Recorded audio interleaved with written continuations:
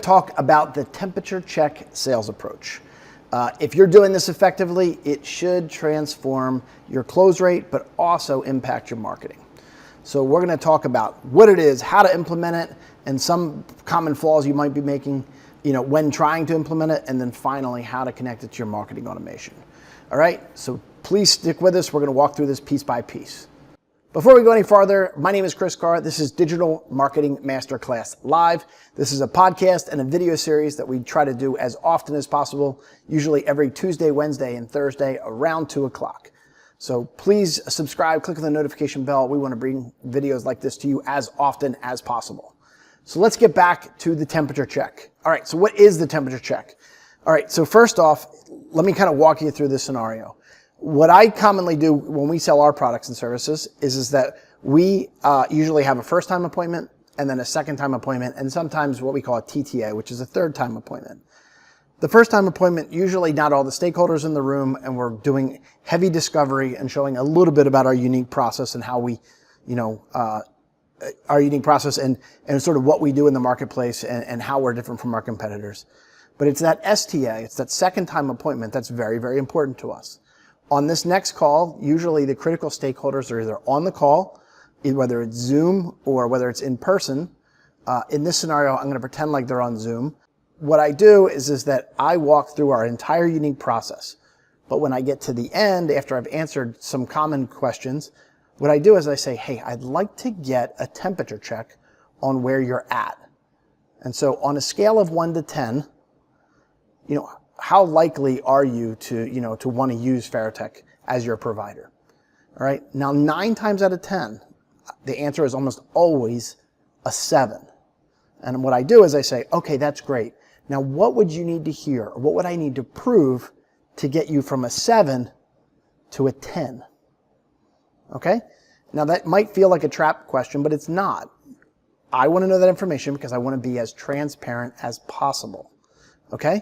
So a couple things that I want to make sure that has already been done, that the disclaimers are already there, that that you are willing to be transparent with your clients about your prices. I'm sure in the FTA or even so far in the STA, I've given them a little bit of understanding about how pricing works, because the temperature check without pricing never ever works. So you have to be in a scenario where you can at least explain your pricing or the nuance of your pricing.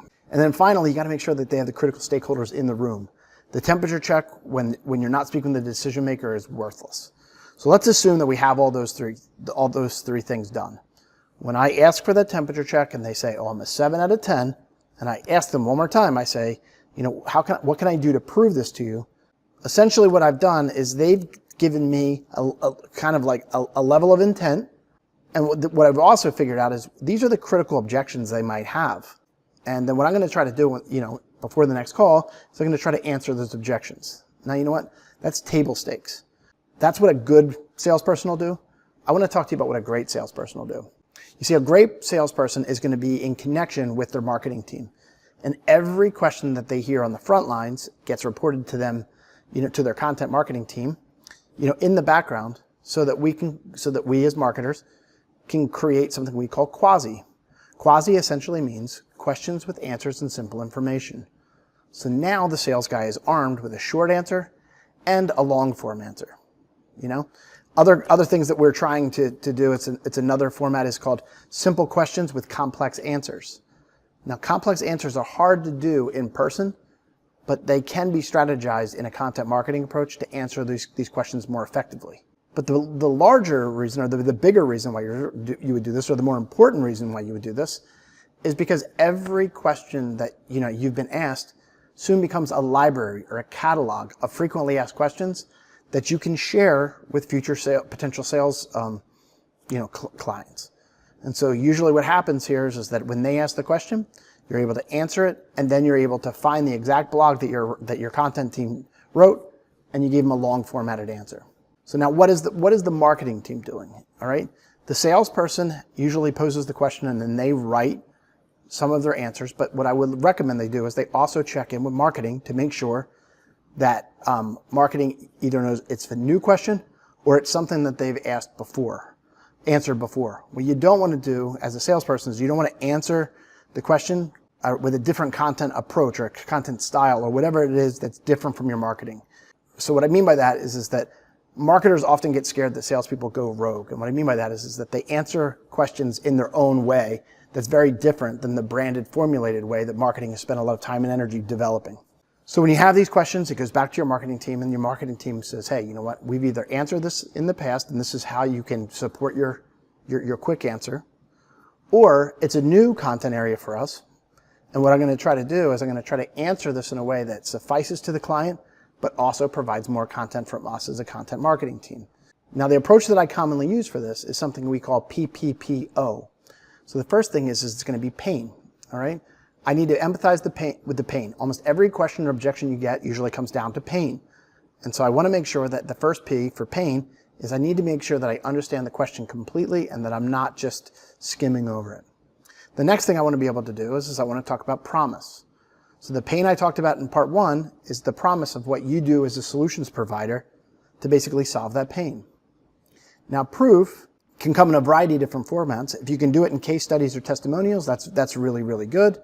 But you can also look at, how it's been solved in your industry, or sometimes you can even reach out to your service provider. Like sometimes we'll even reach out to HubSpot, and they'll give us some case studies on their own about industries that's very similar to that potential client of how, content marketing has transformed their business. And then finally, opportunity. With opportunity, what you want to do is you want to invite them to take the first step with you. And what the first step commonly means is, hey, I answered your question. I gave you a long format answer to your question, but let's get on the phone so I can make sure that we're on the same page. Now, what formats can you create your answers in? Well, the first thing you can do is that you can apply this to a web, your website's blog. Other things you can do is you can add it to your knowledge base if you have one. If you don't have a knowledge base built into your website, I would highly recommend that you consider building one. You can do that either through HubSpot service portal, or you can do that through something like Zendesk or something like that. If you need any help building those, please reach out. We'd love to help you with that. And then finally, what I try to do is I also try to build it into something we call slippage campaigns. Now, slippage campaigns are a form of marketing automation that we help our clients do. And what happens here is that as soon as we hear any objections or really any questions from a potential client early on in the sales cycle, maybe at the FTA, or maybe in the STA, or maybe anywhere throughout the process, I want to catalog where those questions are and sort of what bucket they fit in. Because what I want to be able to do is, if this potential client slips off the hook, I want to drip market to them to get them back on the hook. Now, I can do that with general drip marketing emails or slippage emails, but the more I can be specific to the original pain points that they talked about, the more likely they are to jump back, on the hook. So let's just say hypothetically, they say, you know what, your price is too high. So what I'm going to do is I'm going to start to drip market to them about value over pricing. Or what if they say, I love your products and services, but now's not the right time? Then I'll drip market to them about cost of procrastination. I hope you get my point. All right. So the difference between a good salesperson and a great salesperson is the great salesperson catalogs exactly where those potential objections are, in the buyer's journey, so that if they ever slip off the hook, you can drip market to them later. It can also inform your account manager or project manager, if you ever took them on, that says, hey, you know what? They're on board. They trust your team, but you want to make sure that we really get to these critical answers. We develop a gap assessment, which is a 10-week deep dive where we answer all those questions throughout that process. But it's very possible that if you're watching this video, you don't have something like that. But that's one of the approaches that we try to do. Now, finally, what I want to talk to you about is something we call sales reach pages. So sales reach pages are a piece of HubSpot technology that we implement. And what it does is it allows us to create, in maybe a couple clicks, it creates a customized landing page for that specific client. And so when they come onto the page, essentially they see every email and every conversation that we had and highlights of those. We usually have it in video format as an archive that they can look back. But then you'll also see calls to actions on the bottom of the page that are going to basically be able to talk about the frequently asked questions, or might be a link to our unique process, or it might be, links to previous sales calls or testimonials or case studies. There's a lot of things there, but what makes it so great is that it's specific to them and it's 100% trackable. We're not just tracking, did they come to the page? I'm literally able to find out what videos did they watch? Did they scroll? What buttons did they click on?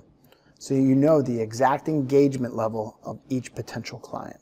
That is today's lesson. I hope you learned a couple things here. If you have any questions about, the temperature check sales approach, please reach out. We'd love to walk you through that. If you got any stories where you've implemented the temperature check sales approach, we'd love to hear those as well. So please put them in the comments below. Finally, I want to encourage you to click on the notification bell, subscribe. We want to be able to bring videos like this to you as often as possible. Our goal is to bring as much value so that we can, when we put out videos every Tuesday, Wednesday, and Thursday at 2 o'clock, that you are an active subscriber and that the things we're teaching you are, just things that you can apply to your own marketing. And if you have any challenges or problems with that, please reach out to us. Finally, I want to talk to you about something we formed. It's brand spanking new. It is our CMO Marketing Roundtable. You can find it on Facebook. This is just a community for CMOs to come together. This is not a place where they're going to be actively sold. But I want them to be able to share their stories, share their questions, kind of talk with one another. You can do A/B testing and get some feedback on some of the things that you're developing. It's an opportunity to share guest posting ideas or even share opportunities to be on each other's podcasts. Essentially, it's a community where we can all come together and just talk shop. Finally, if you've never seen these videos before from us or you are a subscriber, I do want to encourage you to look at the following page. It's called Ferritech Unique Process. Essentially what happens here is that on this page, we have built the exact process that we've built over the last 21 years, and we've applied it to all on one page. Our entire playbook is right there in video format and text format. It's designed to be as digestible as possible, and we're hoping that you're going to be able to apply this to your marketing. And if you need any questions or help, please reach out. We'd be happy to help you. All right, so that's today's lesson. We want to thank you for watching. And